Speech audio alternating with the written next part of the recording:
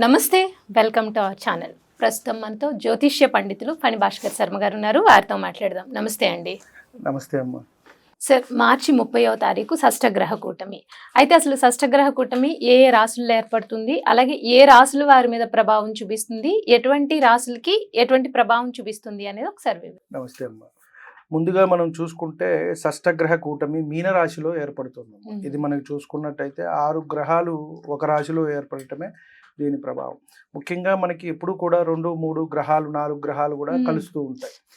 7 గ్రహాల వరకు కలుస్తాయి. ఎందుకంటే రాహుకేతువులు ఆపోజిట్గా ఉంటాయి కాబట్టి 8 గ్రహాలు ఒక చోట ఉండొచ్చు. 9వ గ్రహం కేతువు విడిగా ఉంటుంది. అది ఎప్పుడో కానీ జరగదు. 30-40 సంవత్సరాలకి 20 సంవత్సరాలకి ఇలా జరుగుతూ ఉంటుంది. కాబట్టి ఇప్పుడు మనకి కూడా చాలా కాలం తర్వాత ఇలా జరగటం అనేది జరుగుతుంది. మీనరాశిలో రవి, చంద్రుడు, రాహువు, శుక్రుడు, బుధుడు, శని ఈ 6 గ్రహాలు కలయిక మనకి మీనరాశిలో జరగటం మార్చి 30వ తారీఖున జరుగుతోంది. ఇదే రోజు మనకి ఉగాది కూడా రావటం అనేది జరుగుతుంది. ఇక్కడ మనకి ముందుగా చూసుకున్నట్టయితే ఏ గ్రహానికి బలం ఉంది, ఏ గ్రహానికి బలం లేదు, ఎవరి ఆధీనంలో మిగతా అందరూ ఉంటారు, దాన్ని బట్టే వేరే వారి మీద ప్రభావం అనేది చూపిస్తుంది. మనం ఆ రోజు షష్టగ్రహ కూటమి ఉన్న రోజు 30వ తారీఖు గ్రహస్థితి చూసుకున్నట్టయితే వృషభంలో గురువు, మిథునంలో కుజుడు, అలాగే కన్యలో కేతువు, తక్కిన 6 గ్రహాలు కూడా మీనంలో ఉన్నాయి. ఇక్కడ చూసుకున్నట్టయితే మనము ఏ రాశిలో అయినా సరే బలం ఎలా చూడాలి అని అనుకుంటే ఆ రాశ్యాధిపతి ఉన్నారా అనేది చూస్తాం మనం. ఆ అధిపతి ఉంటే బలం, ఎవరింట్లో వాళ్ళు ఉంటే బలం కదండి. అలా తర్వాత అక్కడ ఉచ్చక్షేత్రం ఎవరిది ఉంది అంటే ఎవరు అక్కడ ఉన్నతంగా ఉంటారు. మనం ఎవరింటికైనా వెళ్ళినప్పుడు మనల్ని ఆప్యాయతగా ఎవరు పిలుస్తారు, మనకి భోజనం పెడతారు, అక్కడ మనకు కంఫర్ట్ ఉంటుంది, అది చూసుకుంటాం. మిగతాది శత్రువు ఇంటికి వెళ్తే మనతో మాట్లాడరు. ఇలా చూసుకున్నట్టయితే ఇక్కడ రవి, చంద్రుడు ఒక వర్గం అయితే రాహువు, శుక్రుడు, బుధుడు, శని వీరంతా ఒక వర్గం. కాబట్టి కొంత ఇబ్బందికరమైన పరిస్థితి అయితే ఉంటుంది. ఆ రాశులు వీరు వారు అంతా కూడా చేసుకున్నట్టయితే. ఇక్కడ మనం చూసుకుంటే గురువు ఇంట్లో శుక్రుడు, శుక్రుడింట్లో గురువు ఉన్నారు. ఈ పరివర్తన కూడా మంచిది. అంటే మీనరాశి వారికి కొంత యోగ్యంగా ఉంటుంది, అలాగే వృషభ రాశి వారికి కూడా బాగుంటుంది. ఎవరికైతే ఈ మహర్దశలు నడుస్తున్నాయో, ముఖ్యంగా గురు మహర్దశ, శుక్ర మహర్దశ, వారికి అనుకూలంగా ఉండే అవకాశం అనేది కనబడుతుంది. ఇక్కడ వచ్చేటప్పటికి శుక్రుడు వక్రించి ఉన్నారు, బుధుడు వక్రించి ఉన్నారు, రవి వల్ల అస్తంగత్వం కూడా చెందుతారు. కొంత ఫలితాలు ఇవ్వటంలో వీరు కొంత ఇబ్బంది ఉంటుంది. మనకి ఏప్రిల్ నెలాఖరికి మే వచ్చే సమయానికి అన్ని గ్రహాలు కూడా వెళ్ళిపోతాయి. మరుసటి రోజే మనకి చంద్రుడు వెళ్ళిపోతాడు. ఏప్రిల్కి రవి మారిపోతారు. అలాగే రాహు మే 19వ తారీఖుకి కుంభంలోకి వచ్చేసేస్తారు. అలాగే శుక్రుడు మారిపోతారు, బుధుడు మారిపోతారు. ఒక్క శని ఒక్కరే అక్కడ మనకి 2.5 సంవత్సరాలు ఉంటారు. కాబట్టి ఈ ఇబ్బంది అనేది ఒక నెలన్నర పాటు ఉంటుంది.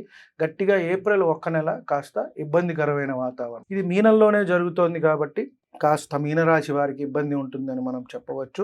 అలాగే డైరెక్ట్గా అన్ని గ్రహాలు కూడా కన్యా రాశిని చూస్తూ ఉంటాయి కాబట్టి వారికి కూడా కొంత ఇబ్బంది. మిగతా రాశులకి అంతా కూడా మిశ్రమమైన ఫలితాలే ఉంటాయని, అటు ఇటుగా ఫలితాలు ఉంటాయని మనం చెప్పుకోవచ్చు. ఇప్పుడు మనం ఒక్కొక్క రాశి వారికి సాధారణంగా ఎలా ఉంటుంది, ఎటువంటి అటు ఇటు మిక్స్డ్ ఫలితాలు కలుగుతాయి, ఎటువంటి ఇబ్బందులు, అలాగే ఎటువంటి ఫలితాలు కలుగుతాయి, మంచి చెడు అనేది తెలుసుకునే ప్రయత్నం చేద్దాం. ఇప్పుడు మనం మేషరాశి వారి గురించి తెలుసుకునే ప్రయత్నం చేద్దాం. వీరికి ధనానికైతే లోటు ఉండదు, కలిసి వస్తుంది. ఎంత వస్తే అంత ఖర్చు అవుతూ ఉంటుంది. అన్నదమ్ముల మధ్య కొంత గొడవలు వచ్చే అవకాశం ఉంది.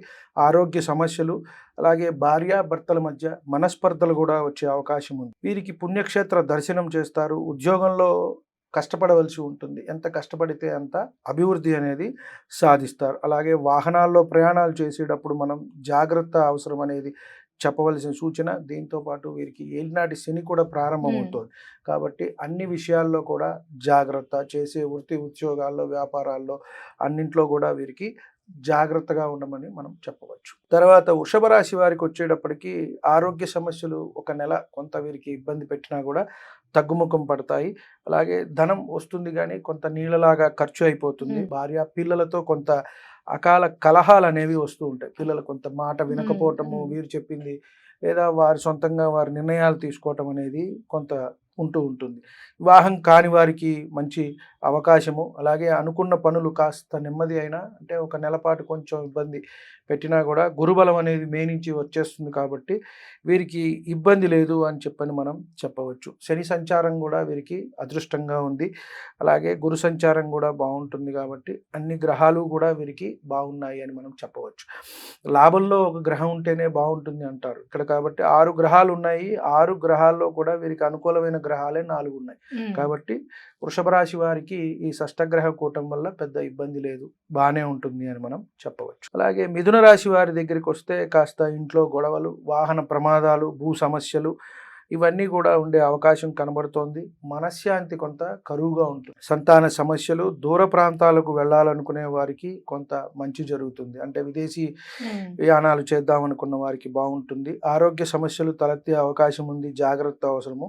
ఉద్యోగాల్లో కూడా మార్పు వస్తుంది, అంటే స్థానచలనం అనేది వీరికి సూచిస్తోంది. శని దశమంలో సంచారం వల్ల ముఖ్యంగా ఇది సూచించే అవకాశం అనేది మనకి కనబడుతోంది. జాగ్రత్త అవసరము. గవర్నమెంట్ పరమైన విషయాల్లో వీరికి సహకారం అనేది వస్తుంది. రవి దశమంలో ఉన్నప్పుడు మనకి మంచి జరిగే అవకాశం అనేది ఉంటుంది. ఇక్కడ ముఖ్యంగా చూసుకుంటే శుక్రుడు ఉచ్చ స్థితిలో ఉంటారు కాబట్టి శుక్రుడు ఆధీనంలోనే ఈ గ్రహాలన్నీ కూడా ఫలితాలు అనేవి ఇస్తూ ఉంటాయి.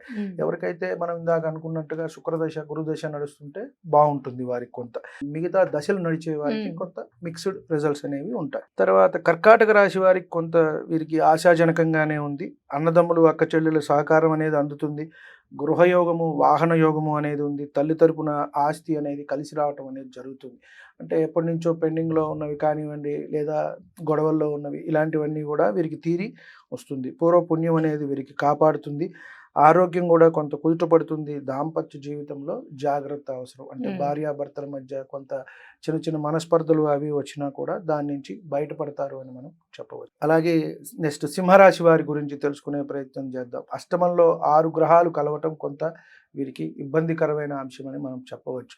షష్టంలో అష్టమంలో గ్రహాలు ఉన్నప్పుడు ఇబ్బంది పెడతాయి, అవి ట్రాన్సిట్ జరిగేటప్పుడు. అందులో పాపగ్రహాలు అయితే రాహుకేతువులు, శని, ఇలా రవి, వీరు ఉన్నప్పుడు కుజుడు ఎక్కువ ఇబ్బందులు పెట్టే అవకాశం ఉంటుంది. కాబట్టి ఎవరి మాట కూడా వినకుండా ఉంటారు. ఇలా ఉన్నప్పుడు కొంత ఇబ్బంది ఉంటుంది. ఎవరో ఒకళ్ళు, భార్య భర్త, తల్లి తండ్రో, మన అనుకున్న వాళ్ళ మాట వినటం అనేది మంచిది. మన అనుకున్న వారి మాట వినాలి.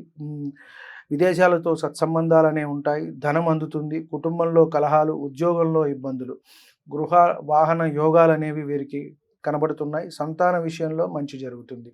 ఆరోగ్య సమస్యలు అనేవి చిన్నా చితకా వస్తాయి, అవి కాస్త కుదుట పడతాయి అని మనం చెప్పవచ్చు. వీరికి అష్టమ శని కూడా మొదలవటం కొంత జాగ్రత్త అనేది అవసరం. తర్వాత కన్యా రాశి వారి గురించి వస్తే సప్తమంలో 6 గ్రహాలు అనేవి కలవటం జరుగుతోంది.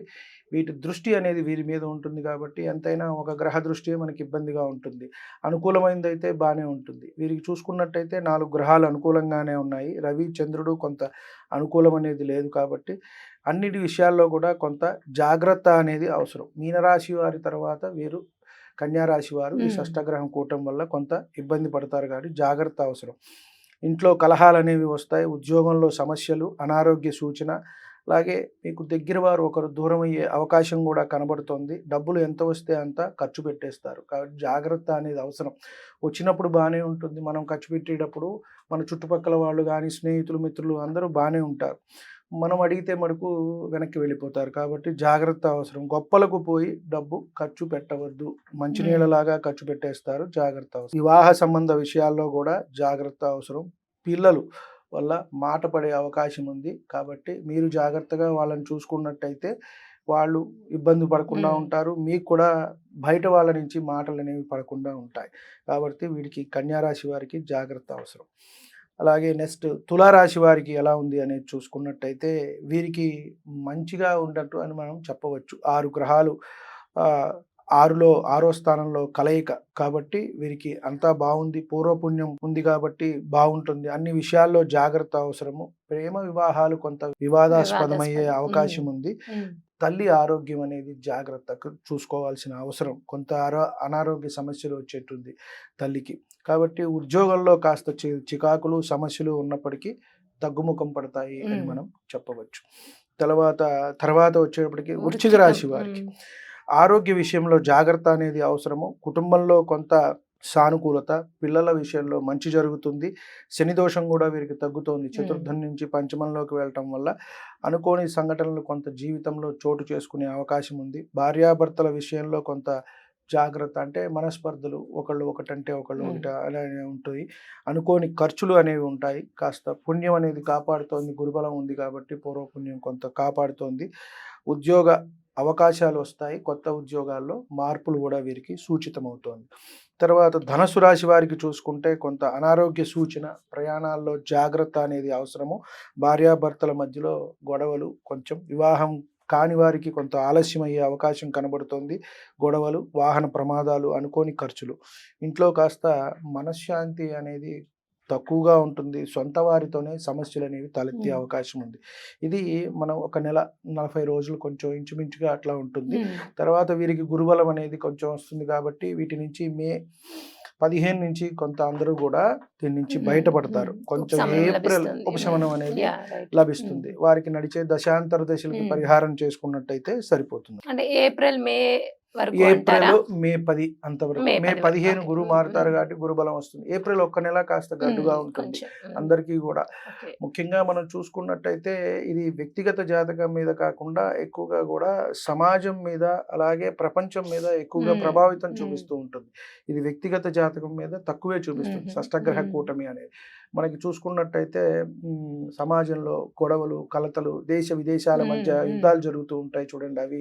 అలాగే కొన్ని భూకంపాలు రావటము, సునామీ లాంటివి రావటం, ఇలాంటి విపత్కర పరిస్థితులు అనేవి వచ్చే అవకాశం ఉంటుంది. రాశి మీద, వ్యక్తి మీద ప్రభావం అనేది తక్కువే ఉంటుంది. అంటే మనం వ్యక్తిగతంగా చూసుకున్నట్టయితే ఈ రాశిలో ఉన్న వారికి తక్కువే ఉంటుంది ఫలితం అనేది.